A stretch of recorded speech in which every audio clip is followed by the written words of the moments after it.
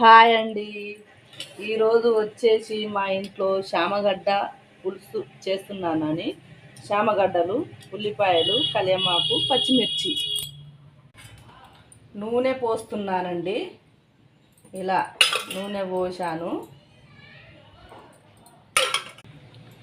పచ్చిమిరపకాయలు వేస్తున్నానండి. పచ్చిమిరపకాయలు